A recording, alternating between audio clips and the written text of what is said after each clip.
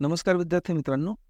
Rapid रिव्हिजनमध्ये द्रव्याचे मापन हे जे चॅप्टर आपण बघतो आहोत त्याच्यातला हा शेवटचा व्हिडिओ आहे. याच्यामध्ये आपण बेसिकली मोलची कन्सेप्ट आणि मोलवर आधारित ज्या मेजरमेंट्स आहेत, मापन आहेत ते बघणार आहोत. मोलच्या कन्सेप्टमध्ये इनडायरेक्टली महत्त्वाचं योगदान किंवा ही जी कन्सेप्ट शास्त्रज्ञांना सुचली त्याच्यामध्ये महत्त्वाचं योगदान आहे ते म्हणजे ॲव्होगॅड्रो. अमॅडिओ ॲव्होगॅड्रो हा इटालियन सायंटिस्ट होता, केमिस्ट होता बेसिकली. ओके.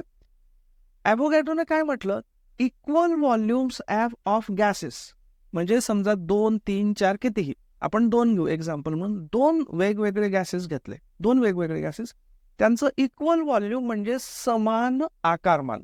समजा हे 2 कंटेनर्स आहेत, हे दोन्ही 1 लिटरचे आहेत, म्हणजे यांचं आकारमान समान आहे. ओके, दोन्ही समान आकारमानाचे आहेत. At the same temperature and pressure, म्हणजे या दोघांचं टेम्परेचर आतमधलं बाहेरचं सेम आहे आणि प्रेशर जो आहे यांचा गॅसमधला, गॅसच्या बाहेरचा, हा प्रेशर सुद्धा सेम आहे. So same temperature, same pressure आणि इक्वल व्हॉल्यूम्स म्हणजे समान आकारमान असेल तर they contain the same number of molecules. तर मग समजा इथे जर 10 मॉलिक्युल असतील, समजा हा गॅस आहे हायड्रोजन आणि हा गॅस आहे हा गॅस आहे समजा कार्बन डायऑक्साईड. सो हा हायड्रोजन हे वेगळा गॅस आहे, हा कार्बन डायऑक्साईड वेगळा गॅस आहे. दोघांचं आकारमान समान आहे, टेम्परेचर समान आहे आणि प्रेशर समान आहे. तर समजा याच्यात 10 ॲटम असतील किंवा मॉलिक्युल्स असतील, समजा याच्यात 10 मॉलिक्युल्स असतील म्हणजे 10 रेणू असतील, तर याच्यात पण 10च रेणू असतील, regardless of their chemical nature and physical properties. म्हणजे या दोन्ही वायूंचे भौतिक गुणधर्म आणि रासायनिक गुणधर्म हे वेगवेगळे असून सुद्धा या दोघांमध्ये समान रेणू असतील, ही संकल्पना ॲव्होगॅड्रोने मांडली. ओके. आता मोलची संकल्पना कशी आली, तर याच्यातनं हे थोडंसं रिव्होल्युशनरी होतं की 2 वेगवेगळे गॅसेस पण ते समान आकारमान, समान टेम्परेचर, समान प्रेशरला सारखेच रेणू त्यांच्यामध्ये असतात. ही रिव्होल्युशनरी कन्सेप्ट होती, युरेका मोमेंट टाईपची होती. ओके. आता येऊयात आपण अणूच्या वस्तुमानाच्या मेजरमेंटकडे. आता बघा की आपण जर एखादा धुळीचा कण घेतला तर धुळीचा कण, आपल्याला धुळीच्या कणाचं वजन मोजता येईल का साध्या पद्धतीने? नाही मोजता येणार, राईट. धुळीचा कण.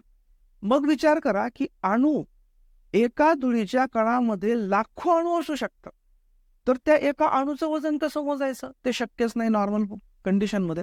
आता तरी ते शक्य व्हायला लागलं वेगवेगळ्या सायंटिफिक इन्व्हेन्शन्समुळे, परंतु त्यावेळी, म्हणजे ही कधीची गोष्ट आहे, ही गोष्ट आहे 1800 आणि त्याही पूर्वीची. त्यावेळी तर अजिबात शक्य नव्हतं अशा पद्धतीने अणूचं वजन मोजणं. मग त्यावेळी काय शास्त्रज्ञांनी त्यावेळी काय केलं की कुठल्या तरी एका अणूला संदर्भ अणू म्हणायचं, म्हणजे रेफरन्स म्हणायचं, आणि त्याच्या हिशोबाने बाकीच्यांची वजनं करायची. ओके.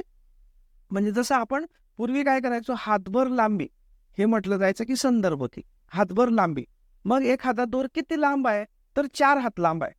किंवा आपण बघा, जी खेळातली मुलं असतील विशेष करून त्यांना माहीत असेल की पूर्वी, आता पण वापरलं जातं, ज्या विहिरी असतात आपल्या, त्या विहिरीमध्ये किती पाणी आहे, तर 1 पुरुष 2 पुरुष पाणी असं आपण म्हणतो बघा, किंवा पूर्वी तरी म्हणायचो माझ्या लहानपणी.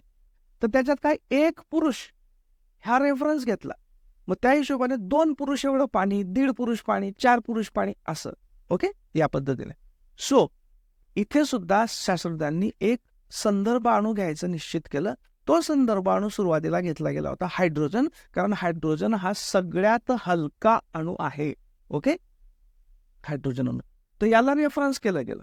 मग हायड्रोजनच्या अणूचं वस्तुमान 1 मानलं गेलं आणि मग हायड्रोजनच्या हिशोबाने एखादा अणू, समजा कार्बन आहे, समजा कार्बनचा अणू हा हायड्रोजनपेक्षा 12 पट जड आहे. आता हे कसं कळणार की 12 पट जड आहे, तर त्याला इनडायरेक्ट मेथड्स होत्या. म्हणजे केमिकल रिॲक्शन्स कशा पद्धतीने होतात, कोणते प्रॉडक्ट फॉर्म होतात, किती अभिक्रियाकारक घेतल्यावर किती त्याचे प्रॉडक्ट्स तयार होतात, याच्यावरनं इनडायरेक्टली आपल्याला कळू शकत होतं की हायड्रोजनच्या मानाने कार्बन किती जास्त जड आहे.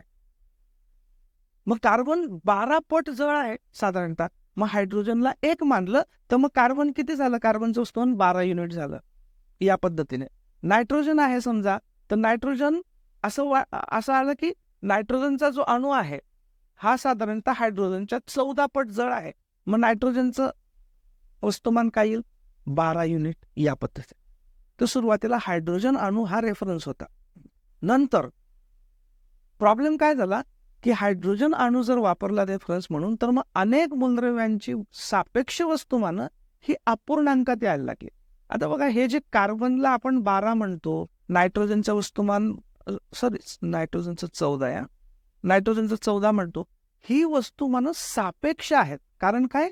ती हायड्रोजनच्या रेफरन्सने मोजली गेलेली आहेत. करेक्ट? म्हणून त्याला सापेक्ष म्हणतात.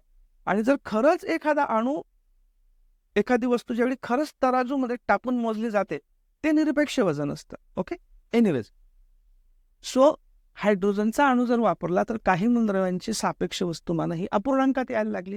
म्हणून मग त्याच्याऐवजी दुसरा एखादा शोधण्याचा प्रयत्न झाला आणि तो शोधला गेला कार्बनचा 12 अणुवस्तुमानांकाचा, म्हणजे C12 हा आयसोटोप, हे समस्थानिक. याचं कारण म्हणजे C12 हा निसर्गामध्ये सगळ्यात जास्त म्हणजे अबंडंटली भरपूर प्रमाणात उपलब्ध असणारा आयसोटोप आहे कार्बनचा. आणि त्याच्यामध्ये एक्झॅक्टली 6 प्रोटॉन आणि 6 न्यूट्रॉन असतात. मग कार्बन 12ला रेफरन्स केलं गेलं. कार्बन 12चं वस्तुमान मानलं गेलं 12. असं पण हायड्रोजनच्या हिशोबाने 12च होतं रफली. सो कार्बनचं 12 मानलं गेलं. आता उलट झालं. मग हायड्रोजन हा कार्बनच्या हिशोबाने किती जड किंवा हलका आहे? तर असं लक्षात आलं की हायड्रोजन हा साधारणतः कार्बनच्या 12 पट छोटा आहे, म्हणजे 1/12 इतका आहे. म्हणून मग हायड्रोजनचं 1 आलं. म्हणजे आता उलटी गंगा वाहिली. पूर्वी हायड्रोजनपेक्षा 12 पट जड कार्बन असं होतं. आता कार्बनच्या 1/12 हायड्रोजन, म्हणून हायड्रोजनचं 1, कार्बनचं 12, या पद्धतीने. ओके, तर अशा पद्धतीने हे सापेक्ष वस्तुमानं मोजली जात होते. ओके, नंतर आता तर निरपेक्षपणे सुद्धा मोजता येतात, तो भाग वेगळा. आता पुढचा प्रश्न आला की एखादा जर नमुना घेतला, समजा कार्बन आहे, कार्बन आपण एक चिमूटभर कार्बन घेतला, तर या चिमूटभर कार्बनमध्ये कार्बनचे किती अणू असतील हे मोजायचं. आता मी जसं तुम्हाला सांगितलं की एका सुईच्या टोकावर सुद्धा लाखो अणू बसू शकतात. तर मग एक चिमूटभर कार्बनमध्ये किती अणू असतील ते जर लिहायचं म्हटलं तर आपल्याला एखादा A4 साईजचा जो पेपर आहे त्याच्यावर इतके 0 लिहावे लागतील की अख्खा A4 साईजचा पेपर भरून जाईल. इतके जास्त अणू असतील. म्हणून मग असा विचार करायला लागले सायंटिस्ट की बाबा अणूंना मोजण्यासाठी एखादं असं युनिट शोधायचं किंवा एक संज्ञा शोधायची की ज्याच्याने ते कन्व्हिनियंटली सोप्या पद्धतीने व्यक्त करता येईल. जसं आपण दररोजच्या व्यवहारामध्ये डझन असं म्हणतो. करेक्ट? डझन म्हणजे काय? डझन म्हणजे 12. डझन म्हणजे 12, म्हणजे 1 डझन आंबे म्हणजे 12 आंबे, 1 डझन सफरचंद म्हणजे 12 सफरचंद. किंवा ग्रोस असतो, किंवा हे वेगवेगळे या पद्धतीचे युनिट्स असतात. राईट? आपण जर आपल्या शेतामध्ये बघितलं तर क्विंटल असतं, मन असतं, या पद्धतीने. राईट? ओके, मग अशा पद्धतीने एक असं ठरवण्यात आलं युनिट की जो C12 आयसोटोप आहे, C12 हा जो कार्बनचा आयसोटोप आहे, या C12चं जर 12 ग्रॅम एवढा नमुना घेतला, म्हणजे C12 हा 12 ग्रॅम एवढा घेतला, तर त्याच्यामध्ये जितके अणू असतील तितक्या अणूंना 1 मोल अणू म्हणायचं असं ठरलं. ओके ओके, तर C12 याचं 12 ग्रॅम वजन. ओके, मग याचं जे वस्तुमान आहे, एका कार्बन अणूचं वस्तुमान आपल्याला माहिती आहे, त्या हिशोबाने जर काढलं तर 12 ग्रॅम कार्बनमध्ये, 12 ग्रॅम C12 मध्ये जे एकूण अणू येतात ते येतात 6.022 गुणिले 10⁻23. 6.022 गुणिले 10च्या डोक्यावर 23. म्हणजे हे दशांश चिन्ह जर हा 10च्या डोक्यावर 23 काढायचा म्हटला तर हे दशांश चिन्ह आपल्याला 23 घरं इतकं न्यावं लागेल. 1 2 3, मग इथे 0 4 5, 6, 7, 8, 9, 10, 11, 12, 13 असं करत 23 एवढं. या सगळ्याला मिळून आपण म्हणायचं 1 मोल असं ठरलं. ओके, या सगळ्यांना मिळून काय म्हणायचं 1 मोल. म्हणजे थोडक्यात काय, 1 मोल म्हणजे 6.022 गुणिले 10⁻23 इतके कण. मग ते अणू असू शकतात किंवा रेणू असू शकतात किंवा आयन असू शकतात. जसं आपण डझन म्हटलं तर डझन हे कशालाही लावू शकतो आपण. 1 डझन सफरचंद म्हणजे 12 सफरचंद, 1 डझन आंबे म्हणजे 12 आंबे, 1 डझन चिकू म्हणजे 12 चिकू, राईट. 1 डझन केळी म्हणजे 12 केळी. या पद्धतीने. तसं 1 मोल अणू म्हणजे 6.022 गुणिले 10⁻23 इतके अणू. 1 मोल रेणू म्हणजे इतके रेणू. 1 मोल आयन म्हणजे इतके आयन. या पद्धतीने. ओके, म्हणजे कुठलेही कण. 1 मोल म्हणजे इतके कण. ओके, या पद्धतीने ठरलं. राईट. आता बघा 2012 मध्ये हा प्रश्न विचारला गेलेला आहे आणि हे आपलं पाठच पाहिजे हा आकडा. 1 मोल पदार्थ म्हणजे किती रेणू. आता एक लक्षात ठेवा, इथे रेणू येऊ का अणू येऊ का आयन येऊ काही फरक पडत नाही. 1 मोल म्हणजे इतका आकडा. सो उत्तर काय येईल बघा, हे बघा 2 नंबरचं 6.022 गुणिले 10⁻23 हे पाठच पाहिजे. कारण बघा इथे सगळीकडे 6.022च आहे. नुसता 10च्या आकडा बदलला आहे त्यांनी. 21, 22, 23, 24 म्हणजे 10⁻23 आणि 6.022 इकडे. इकडे जर तसं चिन्ह इकडे तिकडे केलं तर त्यानुसार 10च्या बदलेल, पण तसं नॉर्मली होणार नाही. सो लक्षात काय ठेवायचं, 6.022 इंटू 10⁻23 याला म्हणायचं मोल. ओके, ठीक आहे. आता बघा की आपल्याला माहित आहे की आपण कार्बनला 12 एवढं वस्तुमान दिलं, मग त्यानुसार हायड्रोजनचं 1 आलं, त्यानुसार नायट्रोजनचं येतं 14, ऑक्सिजनचं 16, sodium 23, magnesium 24, sulphur 32, chlorine 35.5, calcium 40. Okay. आता नॉर्मली तुम्हाला जर याच्याशी संबंधित प्रश्न विचारला गेला, पुढे आपण जे बघणार आहोत रेणू वस्तुमान, तर नॉर्मली तुम्हाला त्या उदाहरणामध्ये ज्या इलेमेंट्सचा ज्या मूलद्रव्यांचा उल्लेख असेल त्यांचं अणुवस्तुमान दिलेलं असतं कंसात. पण चुकून दिलेलं नसलं तर हे किमान एवढे आपण पाठ ठेवायचे. याची PDF मी शेअर करणार आहे, त्यामुळे लिहून घेऊ नका. हे एवढे पाठ ठेवायचे. ओके, आणि लक्षात राहतं ते वारंवार उजळणी केली तर. ओके, हायड्रोजन लक्षातच राहतो 1, कार्बन रेफरन्सच आहे म्हणजे 12 लक्षात राहतो, नायट्रोजन 14, ऑक्सिजन 16 या पद्धतीने. Okay, right. आता पुढचा प्रश्न असा की आता आपल्याला अणुवस्तुमान माहित आहे. आता कुठल्याही रेणूचं वस्तुमान कसं काढायचं, कुठल्याही रेणूचं वस्तुमान कसं काढायचं, तर समजा CH4 आहे. CH4 म्हणजे मिथेन, राईट. CH4. ओके, मग याचं जर आपल्याला रेणू वस्तुमान काढायचं असेल तर काय करायचं, याच्यात एक एक इलेमेंट घ्यायचा. एक पहिला काय आहे, कार्बन. ओके, कार्बन किती आहे तिथे टोटल मिळून, हा एकच आहे. ओके, इकडे तिकडे दुसरीकडे काहीच नाही, मग एकच आहे. मग कार्बनचं अणुवस्तुमान किती आहे बघा, 12. सो हे घेतले 12 अधिक अजून काय आहे इथे, हायड्रोजन आहे. ओके, हायड्रोजनचे किती अणू आहेत, 4 आहेत बघा. हायड्रोजनचं एका अणूचं वस्तुमान किती आहे, 1, आणि असे 4 आहेत म्हणजे 1, एकाचं 1 आणि असे 4. करेक्ट. ओके, सो 12 अधिक 4 1 4, 12 16. सो CH4 याचं रेणू वस्तुमान किती येईल, 16. ओके, आणि या पद्धतीने सगळ्यांचं काढता येतं आपल्याला. ओके, आता जर आपल्याला एखादा पदार्थ त्याचं ग्रॅम मधलं वजन दिलेलं असेल आणि हे आपल्याला काढता येत असेल तर आपल्याला त्याचे मोल काढता येतात. कसे, समजा आपण डायरेक्ट एक एक्झाम्पल घेऊ. आता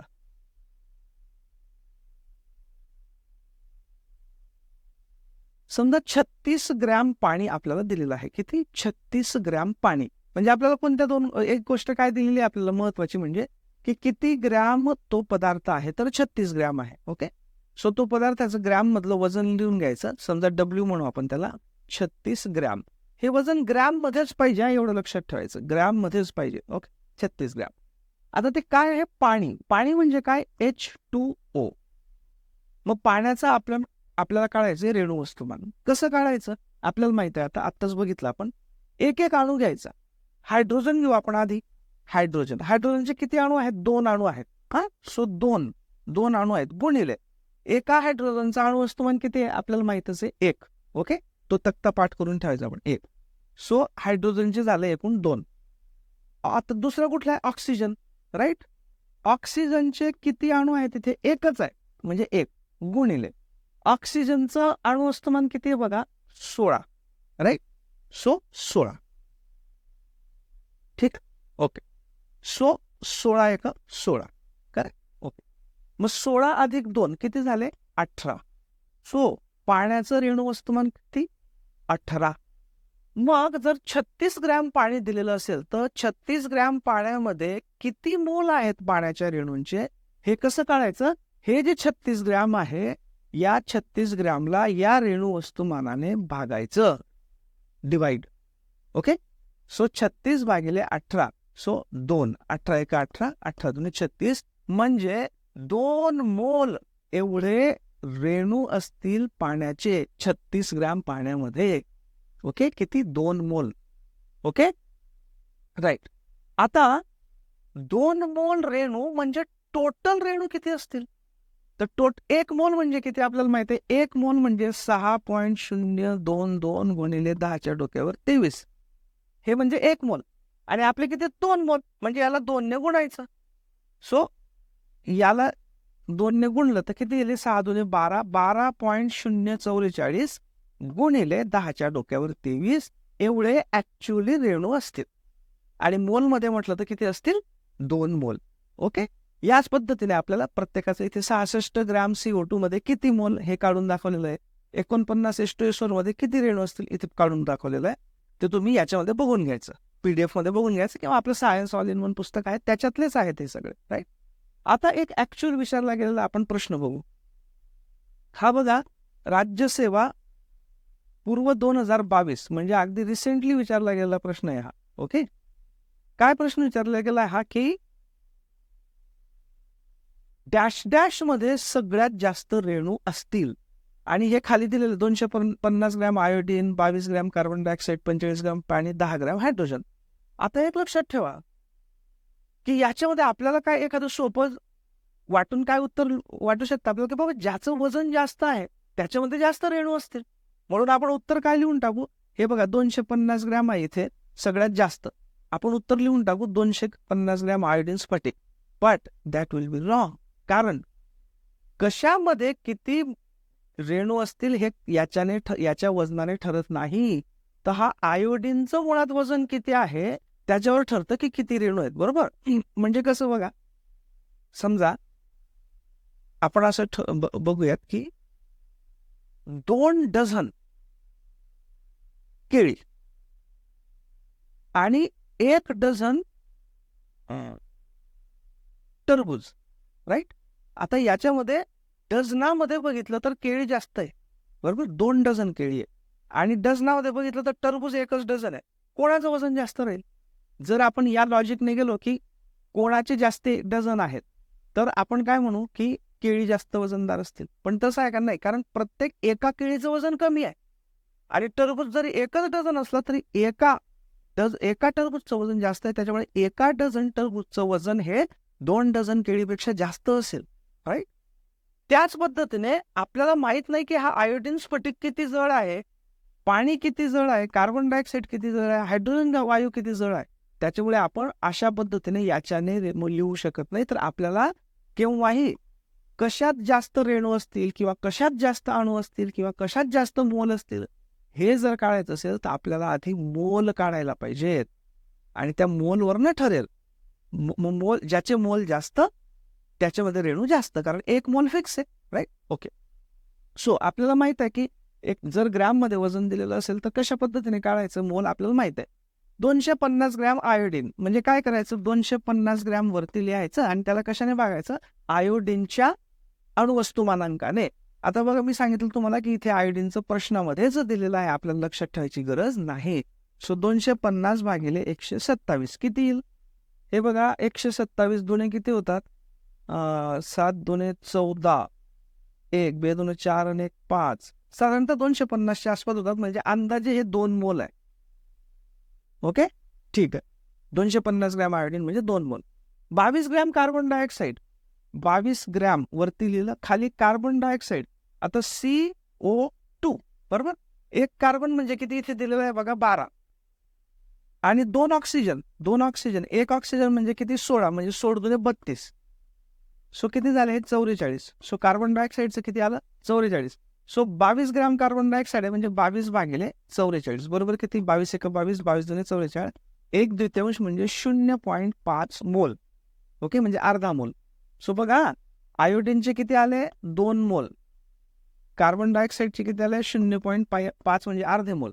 आता 45 ग्रॅम पाणी, 45 ग्रॅम पाणी त्याचे मोल कसे काढू आपण, 45 वरती लिहून घेतलं आणि पाण्याचं आपण ऑलरेडी काढलेलं आहे किती H2O हायड्रोजन 2 म्हणजे 1 2 2 अधिक ऑक्सिजनचे किती, ऑक्सिजनचे 16 2 18 म्हणजे 18 एवढं रेणू वस्तुमान आहे एका रेणूचं कशाच्या, पाण्याच्या. त्या 18ने या 45ला भागायचं तर किती येईल हे 18 दुणे 36 बरोबर. उरले किती 9, 36 आणि 9 बरोबर 45 9 वर 0 18 पंचे 9 सो 2.5. सो 45 ग्रॅम मध्ये पाण्यामध्ये किती मोल असतील 2.5 मोल, राईट. ओके. आता 10 ग्रॅम हायड्रोजन वायू, मग 10 वरती लिहिलं आधी आणि हायड्रोजन वायू लक्षात ठेवा. हायड्रोजन वायू म्हणजे H2, हायड्रोजनचा अणू नाही येतो, हायड्रोजन वायू आहे. Okay, H2. मग H2चं अणुवस्तुमान काय येईल, रेणू वस्तुमान एका हायड्रोजनचं 1 आणि इथे 2 हायड्रोजन म्हणजे 2, त्या 2ने इथे भागितलं तर किती येईल 5. ओके, म्हणजे याचे किती मोल आले 5 मोल आले. तर बघा सगळ्यात जास्त मोल कोणाचे आहेत, हे 5 आहेत, ते हायड्रोजन वायूचे आहेत. मग सगळ्यात जास्त रेणू कशात असतील बघा 0.5 मोल म्हणजे किती 6.022 गुणिले 10⁻23 याच्या अर्धा इतके कार्बन डायऑक्साईडचे रेणू असतील. 2 मोल आयोडीनचे म्हणजे काय 2 गुणिले मोल 6.022 10⁻23 एवढे. 2.5 मोल म्हणजे 2.5 गुणिले 6.022 गुणिले 10⁻23 आणि 5 मोल म्हणजे 5 गुणिले 6.022 10⁻23. म्हणजे सगळ्यात जास्त रेणू कशामध्ये असतील या 5 मोल वाल्यामध्ये म्हणजे 10 ग्रॅम हायड्रोजन मध्ये. म्हणजे बघा ज्याचं वजन सगळ्यात कमी आहे ऍक्च्युली ग्रॅम मध्ये त्याच्यात सगळ्यात जास्त मोल आहे, राईट. तर अशा पद्धतीने केवळ वजनावरनं आपण असं ठरवू शकत नाही की कशात जास्त रेणू असतील, तर आपल्याला या पद्धतीने काढावं लागेल, राईट. ठीक आहे. ओके.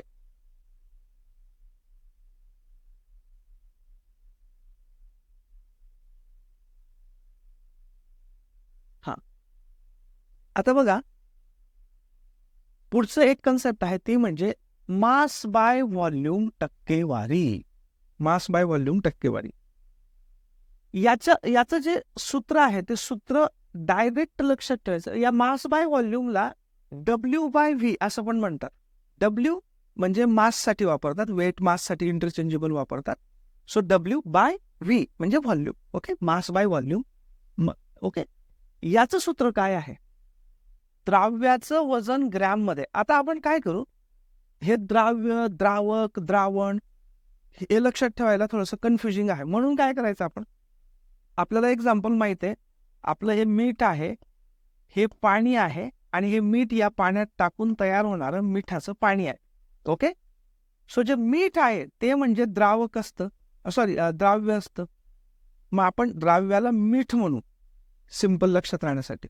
ओके, पाणी हे द्रावक आहे म्हणून द्रावकाला आपण पाणी म्हणू आणि दोघांचं मिक्स केल्यानंतर हे जे तयार होतं ते द्रावण म्हणजे सोल्युशन, याला आपण मिठाचं पाणी म्हणू, मिपा.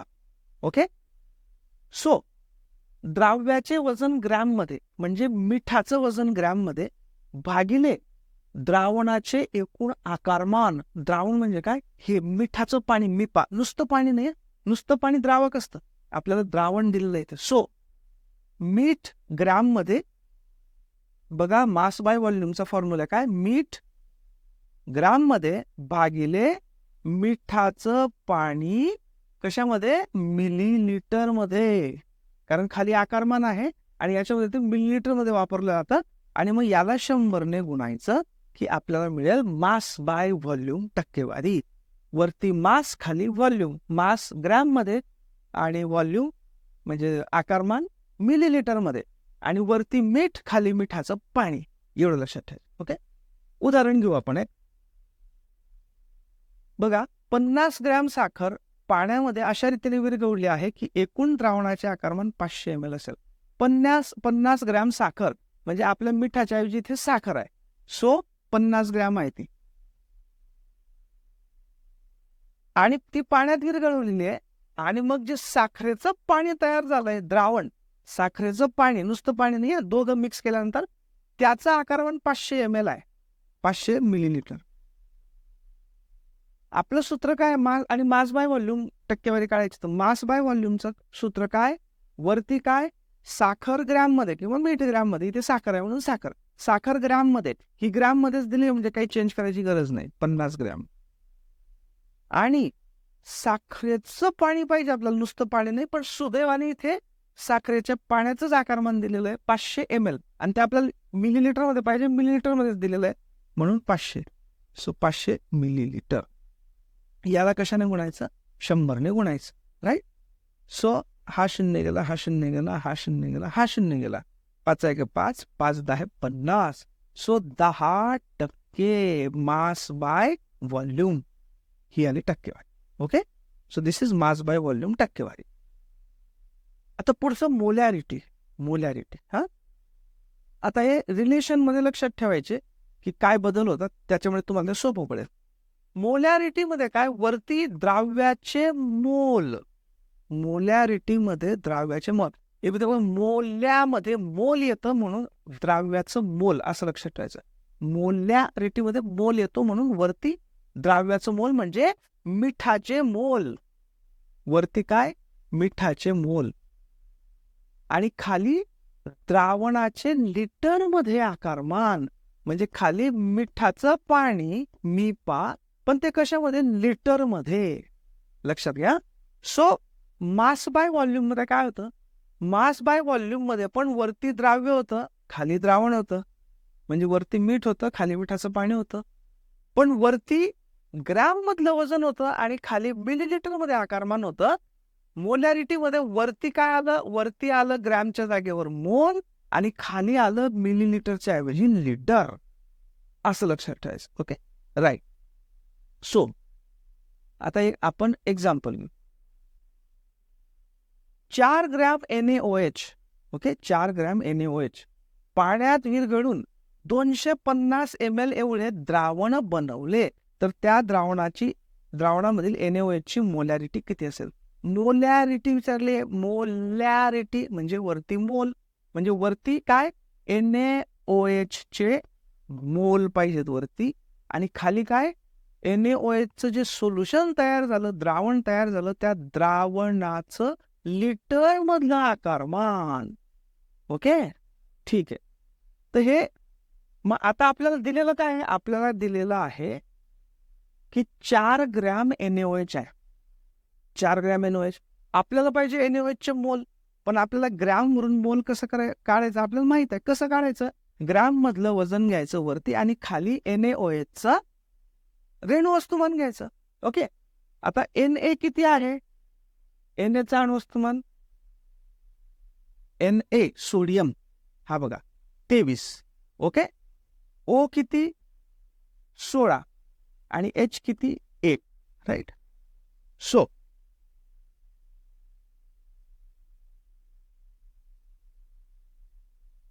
Na किती, 23, O किती, 16, आणि H किती, 1, झालं NaOH.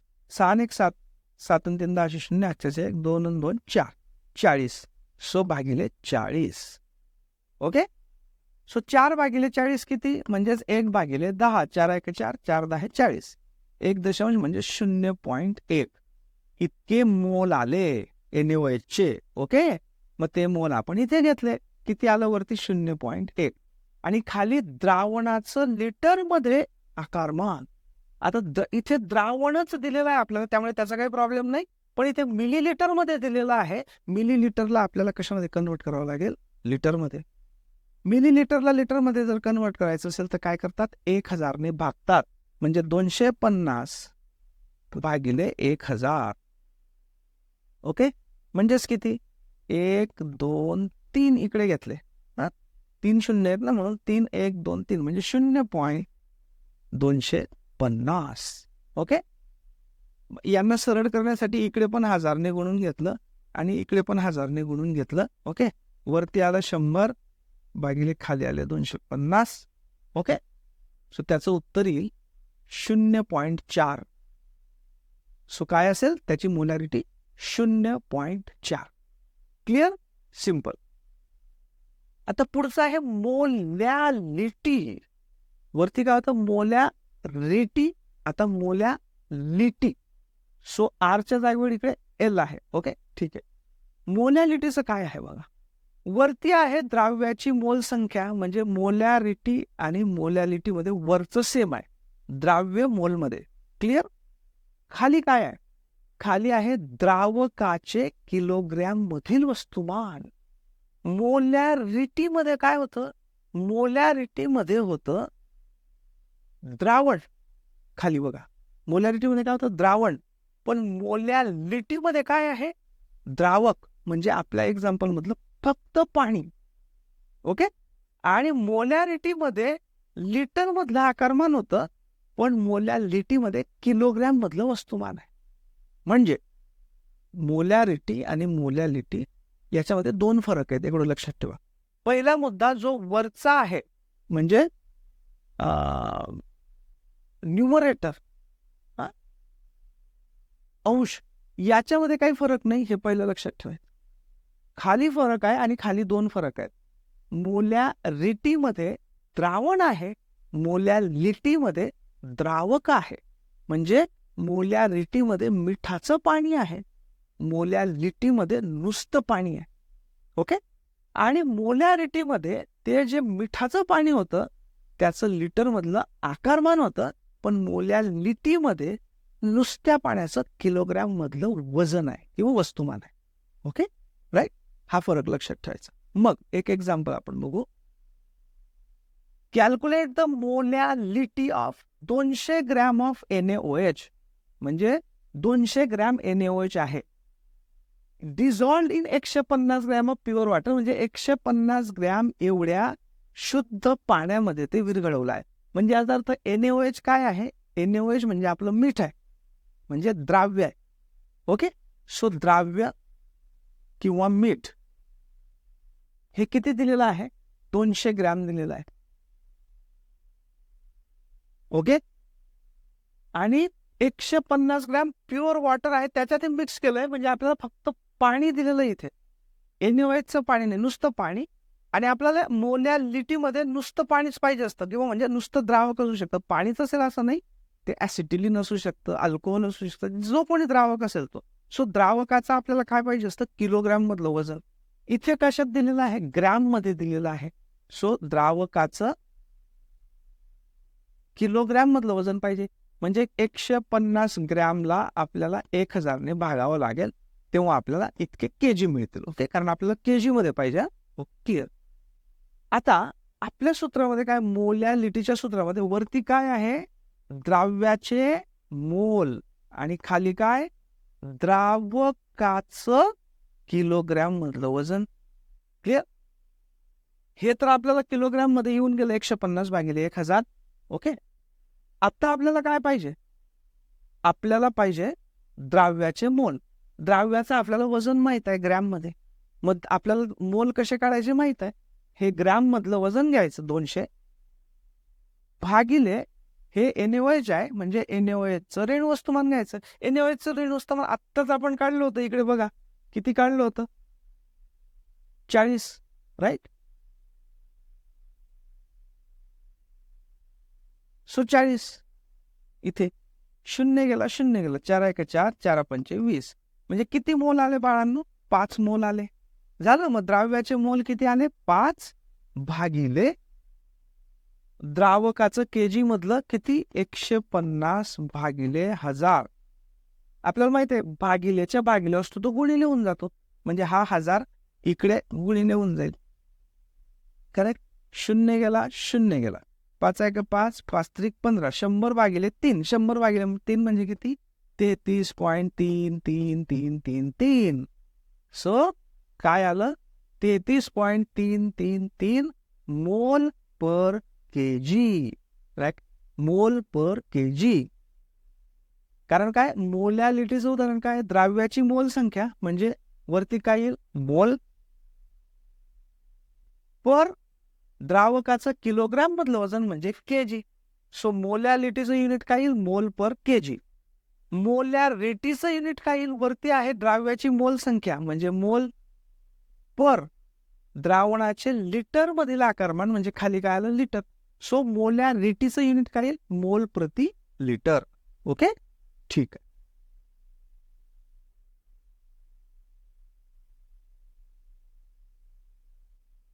हा, हे एक बघा मित्रांनो, सममूल्य भार नावाची कन्सेप्ट आहे.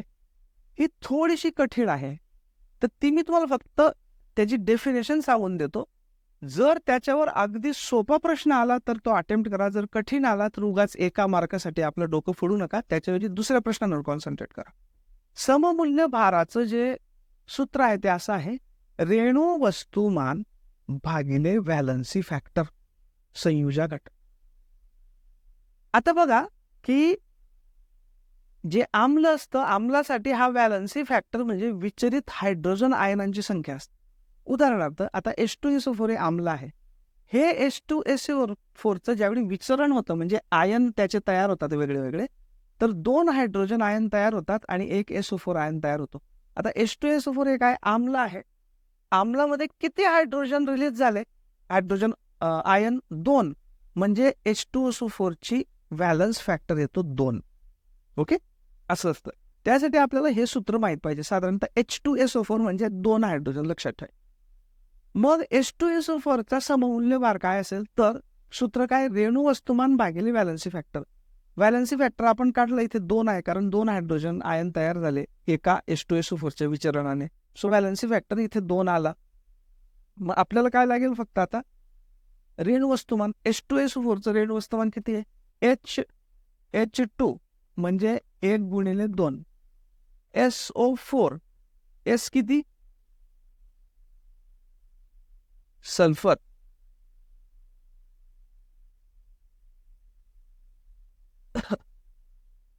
सल्फर बघा 32. Okay, so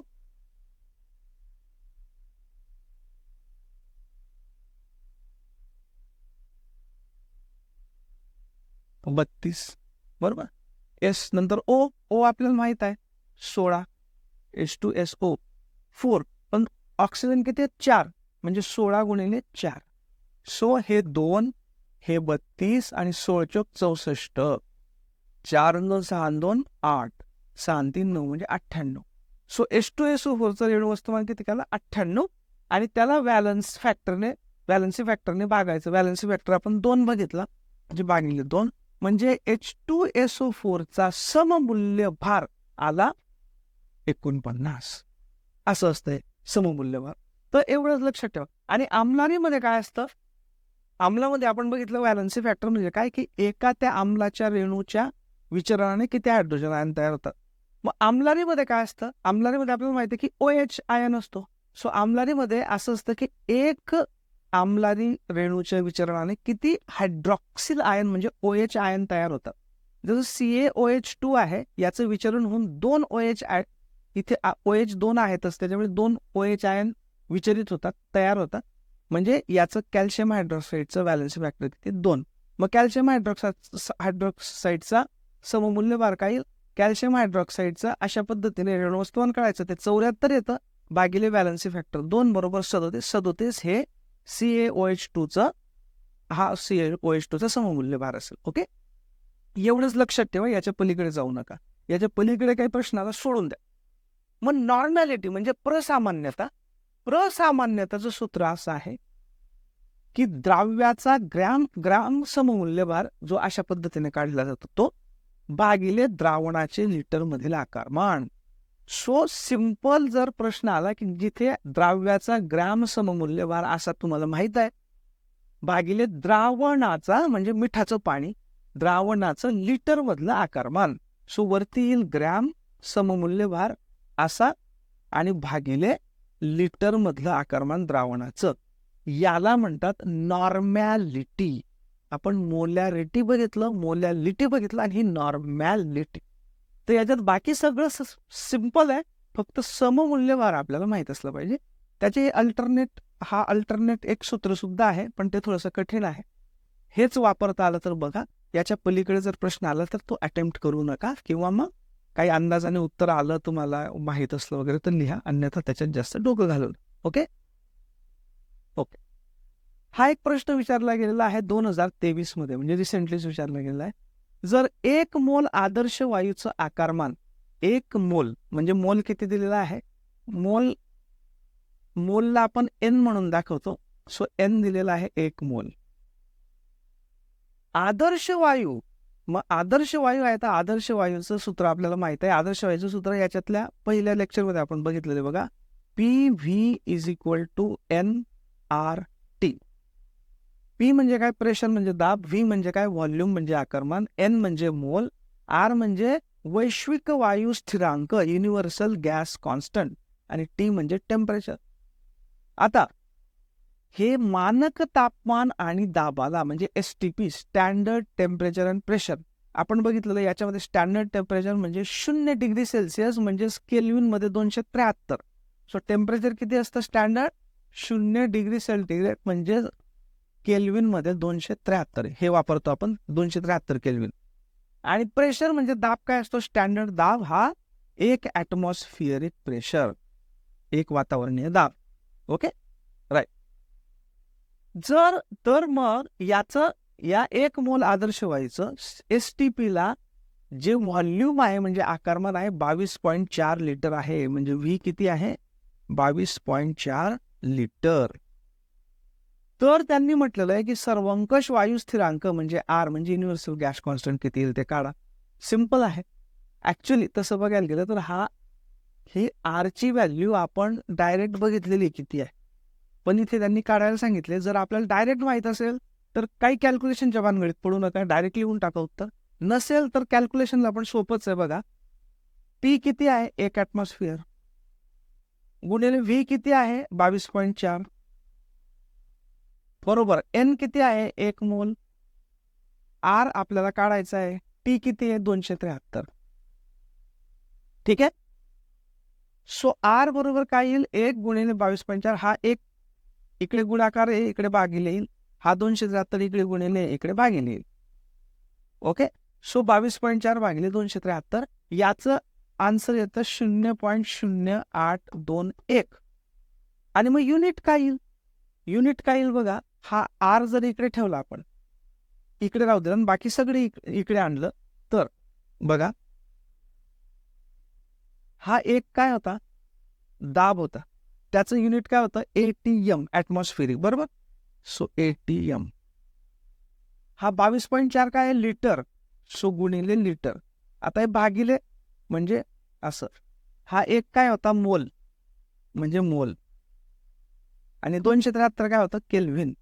so ATM dot litre per मोल डॉट केल्व्हिन हे त्याचं युनिट येईल. आणि हे जे पर असतं याला आपण, ही जर रेष काढायची असेल आपल्याला भागिलेची, तर ही रेष काढायची असेल तर आपण काय करतो, फक्त आपण याच्या डोक्यावर -1 करतो. तर बघा याच्यामध्ये जर तुम्ही बघितलं युनिट बघा, ATM डॉट L म्हणजे लिटर, बघा लिटर, मोलच्या डोक्यावर -1, केल्व्हिनच्या डोक्यावर -1. Very simple. ओके, या पद्धतीने. ठीक. आता 2-3 प्रश्न होते ते आपण घेऊया. 180 ग्रॅम, हा विचारला गेला आहे 2023 मध्ये. ओके. 180 ग्रॅम ॲसिटिक आम्ल आणि 180 ग्रॅम पाणी एकमेकात मिसळले तर तयार झालेल्या द्रावणात ॲसिटिक आम्लाचा मोल फ्रॅक्शन किती असेल. मोल फ्रॅक्शन याच्या आधीच्या लेक्चरमध्ये आपण बघितलेलं आहे. आता याच्यामध्ये 2 वेगळ्या कन्सेप्ट एकत्रित केलेल्या आहेत, ते आपण सोडू. अतिशय सिंपल आहे, घाबरून जायचं काहीच कारण नाही. 180 ग्रॅम ॲसिटिक आम्ल. आता आपल्याला मोल फ्रॅक्शनचा फॉर्म्युला माहिती आहे. मोल फ्रॅक्शनचा फॉर्म्युला काय, समजा A आणि B असे दोन घटक एकमेकांमध्ये मिसळलेले असतील आणि ए चे मोल Na असतील आणि बी चे मोल Nb असतील, तर Na चा मोल फ्रॅक्शन बरोबर Na म्हणजे ए चे मोल भागिले ए आणि बी चे मोल. सिंपल. जर 3 असतील तर Na भागिले Na अधिक Nb अधिक Nc, या पद्धतीने. जर बी चा मोल फ्रॅक्शन काढायचं असेल तर बी ला वरती घ्यायचं Nb भागिले Na अधिक Nb, म्हणजे खाली सगळ्यांची बेरीज घ्यायची आणि वरती ज्याचा मोल फ्रॅक्शन घ्यायचा असेल तेवढा घ्यायचा, फक्त इतकं सिंपल आहे. ओके, म्हणजे आता इथे काय आहे, एक आहे ऍसिटिक आम्ल आणि दुसरं आहे पाणी. दोनच हे आहेत घटक आहेत, राईट. सो आपल्याला काय करावं लागेल, ऍसिटिक आम्लाचे मोल काढावे लागतील, पाण्याचे मोल काढावे लागतील आणि या सूत्रात टाकायचं. Very simple. ओके, मोल कसे काढायचे आपल्याला माहित आहे. ग्रॅम मधलं वजन घ्यायचं. आता ऍसिटिक आम्लाचं आपण आधी काढू. ठीक आहे, ऍसिटिक आम्लाचे मोल कसे काढायचे, मोल आपल्याला माहिती आहे. त्याचं ग्रॅम मधलं वजन घ्यायचं, किती आहे, 180 ग्रॅम, भागिले त्याचं रेणू वस्तुमान घ्यायचं. आता याचं सूत्र काय त्यांनीच दिलेलं आहे, CH3COOH, आणि हायड्रोजन, कार्बन, ऑक्सिजनचे अणुवस्तुमानं पण देऊन टाकलेले आहेत. म्हणजे व्हेरी सिंपल, नुसतं मॅथमॅटिक्स सिंपल बेरीज. आता आधी आपण सी घेऊ. सी किती आहेत, 1 2, म्हणजे सी किती आहेत 2 गुणिले सीचं अणुवस्तुमान किती दिलेलं आहे 12, म्हणजे 12 2 24 झाले कार्बनचं. ठीक आहे, ओके. आता एच किती आहेत, हे 3 आणि हा एक 4. सो एच किती आहेत 4 आणि एका एचचा अणुवस्तुमान किती 1. सो हे किती झाले 4. ठीक आहे, आता उरला काय, ओ उरला. ओ किती आहेत 2 आहेत. सो ओ किती आहेत 2 आणि एका ओचं अणुवस्तुमान किती 16, राईट. सो 16 16 32. यांची बेरीज करू. 4 आणि 4 8 आणि 2 10 0, हातचा 1, 3 आणि 1 4 5 6 60. ठीक आहे, सो 60. मग या 60 ने इथे भागायचं. 0 गेला 0 गेला, 6 1 6 6 3 18. सो ऍसिटिक ऍसिडचे मोल किती आले 3.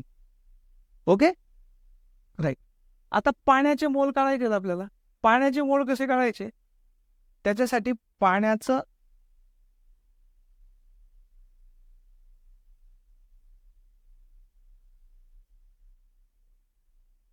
ग्रॅम मधलं वजन घ्यायचं. किती दिलेलं आहे पाण्याचं 180. पाण्याचं रेणू वस्तुमान काढायचं H2O.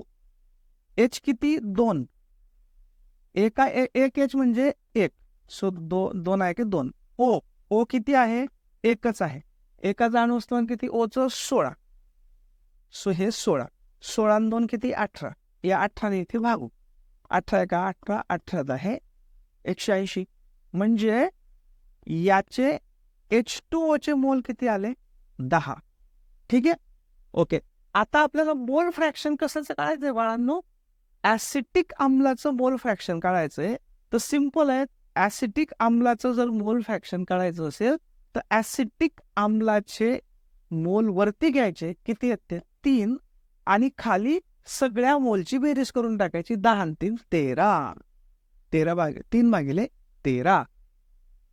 13 का 13, 3 ला भाग जाते म्हणून 0 ठेवला, इथे पॉईंट घेतला, याच्यावर एक 0 गेला. 13 2 26, 4 उरले त्याच्यावर 0 घेतला, 13 39, 0.23. सो मोल फ्रॅक्शन किती येईल 0.23. ओके, या पद्धतीने. हे बघा, ग्लुकोज दिलेला आहे. ग्लुकोज आहे, तर ग्लुकोज मध्ये कार्बनची टक्केवारी किती. ओके, कार्बनची टक्केवारी किती, फार सिंपल आहे. बघा, ग्लुकोज जो आहे त्याचं सूत्र आहे C6H12O6. ओके, सो आधी आपण अख्ख्या ग्लुकोजचं रेणू वस्तुमान काढून टाकू. C6 म्हणजे C किती 6, एक C म्हणजे किती 12. सो किती झाले 12 72. ओके, नंतर H किती 12 आणि एका Hचा अणुवस्तुमान किती 1, हे 12. O6, O किती आहेत 6 आणि एका ओचं किती 16, 16 96. ओके, हे आपण याच्यानुसार सापेक्ष वस्तुमान घेतोय. ओके, इथे सोडवताना आपण ते ॲब्सोल्यूट वस्तुमान घेतलंय, त्याची काही गरज नाही आपल्याला काढण्यासाठी. 6 2 8 2 10 0. ओके, हातचा 1, 9 1 10 1 11 11 7 18 किती आहे 180. म्हणजे ग्लुकोजचं एकूण ग्लुकोजच्या एका रेणूचं वस्तुमान किती आहे 180. मग आपल्याला काय काढायचं की ग्लुकोजमध्ये कार्बनची टक्केवारी किती. मग कार्बन किती आहे याच्यात 180 मध्ये 72 आहे. हा, 180 जर असेल टोटल ग्लुकोज तर त्याच्यात कार्बन किती आहे 72. ओके, आणि आपल्याला मग कार्बनची टक्केवारी काढायची. तर 180 मध्ये जर 72 असेल तर टक्केवारी कशी काढतो आपण 72 भागिले 180 गुणिले 100. क्लिअर. 0 गेला 0 गेला. 18 1 18 18 चोक 72. मग इकडे 4 आणि इकडे 10 10 चोक 40 40%. सो ग्लुकोज मध्ये कार्बनची टक्केवारी किती 40%. ओके, या पद्धतीने. अशाच पद्धतीने हा एक कार्बन आहे की कोणत्या हायड्रोजनमध्ये 80% हायड्रोकार्बन 80% कार्बन असेल. आपण हे सोडून दाखवलेलं आहे, या PDF मध्ये तुम्हाला बघायला मिळेल किंवा पुस्तकामध्ये पण आहे. Okay, right. सो हा बघा MPSC 2015 मध्ये विचारला गेला होता, हा MPSC 2023 मध्ये विचारला. Right, perfect. ठीक आहे. तर मित्रांनो, अशा पद्धतीने या काही बेसिक गोष्टी तुम्ही लक्षात ठेवा. याच्या पलीकडे या चॅप्टरचा फार अभ्यास करू नका, कारण त्याच्यानंतर काय होतं की कॉस्ट बेनिफिट अनालिसिसमध्ये तुम्ही जितकं कराल त्याच्या मनाने तुम्हाला आउटपुट मिळणार नाही. त्याच्यामुळे त्याच्याऐवजी दुसरं काहीतरी वाचा, तिथे कव्हर अप करण्याचा प्रयत्न करा. एवढं जे मी शिकवलं याच्यामधलं काही आलं तेवढं बघून घ्यायचं. म्हणजे मी न्यूमरिकल सांगतोय, बाकी थेरॉटिकल पार्ट तर तुम्हाला मॅडमनी शिकवलेलं आहे आणि पुस्तकामध्ये पण आहे. Okay, so this is all rapid revision द्रव्याच्या याच्या संबंधीचं. Right. So all the best to you and thank you very much.